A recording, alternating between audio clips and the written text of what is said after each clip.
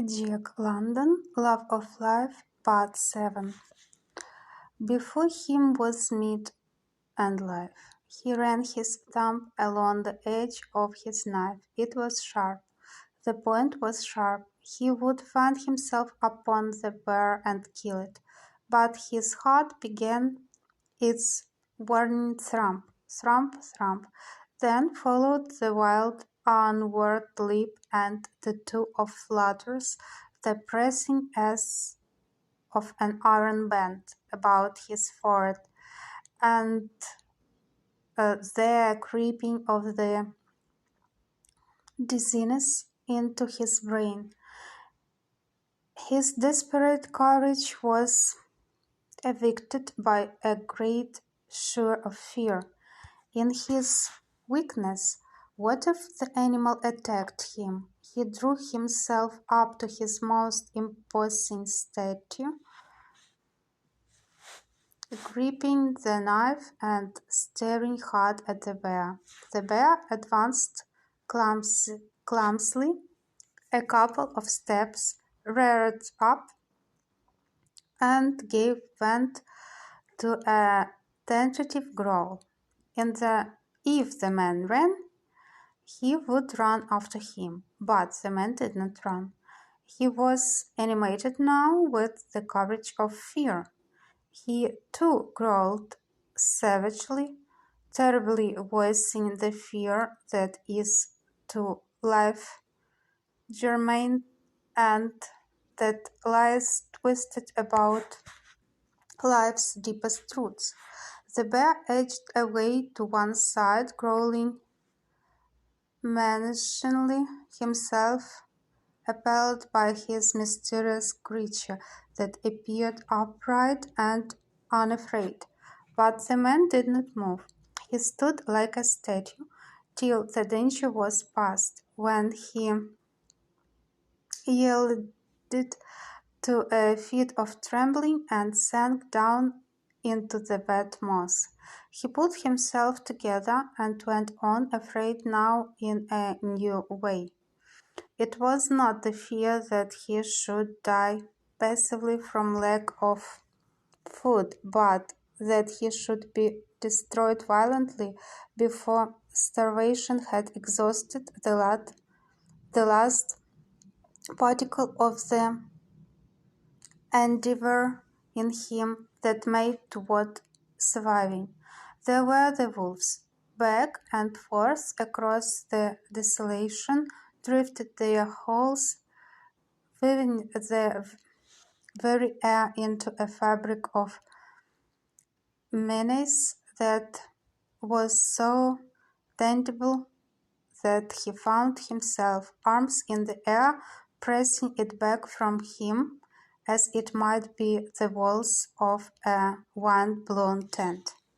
Now and again, the wolves, in packs of 2 and 3, crossed his path, but they sheered clear of him. They were not in sufficient numbers, and besides, they were hunting the caribou, which did not battle, while this strange creature that walked erect might scratch and bite.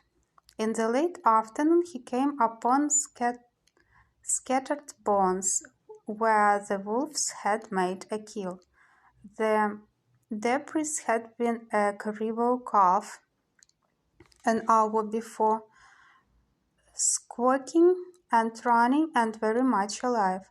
He contemplated the bones, clean picked and polished, pink with the cell life in them which had not yet died. Could it possibly be that he might be that ere the day was done? Such was life, a vain and fleeting thing. It was only life that pained. There was no hurt in death. To die was to sleep. It meant cessation, rest. Then why was he not content to die? But he did not moralize long. He was squatting in the moss, a bone in his mouth, sucking at the shreds of life that still dyed it faintly pink. The sweet, meaty taste, thin and elusive, almost as a memory, maddened him. He closed his jaws on the bones and crunched. Sometimes it was the bone that broke, sometimes his teeth. Then he crushed the bones between rocks, pounded them to a pulp, and swallowed them. He pounded his fingers too in his haste, and yet found a moment in which to feel surprise at the fact that his fingers did not hurt much when caught under the descending rock. Came frightful days of snow and rain. He did not know when he made camp, when he broke camp. He traveled in the night as much as in the day. He rested whenever he fell, crawled on whenever the dying life in him flickered up and burned less dimly. He, as a man, no longer strove. It was the life in him, unwilling to die, that drove him on. He did not suffer. His nerves had become blunted, numb, while his mind was filled with weird visions and delicious dreams.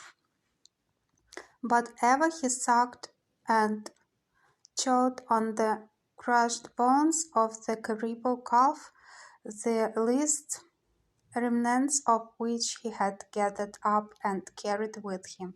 He crossed no more hills or divides, but automatically followed a large stream which flowed through a wide and shallow valley. He did not see this stream nor this valley. He saw nothing save visions. Soul and body walked or crawled side by side, yet apart, so slender was the thread that bound them. He awoke in his right mind, lying on his back on a rocky ledge. The sun was shining bright and warm. Afar off he heard the squawking of caribou calves. He was aware of vague memories of rain and wind and snow, but whether he had been bitten by the storm for 2 days or 2 weeks, he did not know. For some time he lay without movement, the genial sunshine pouring upon him and saturating his miserable body with its warmth.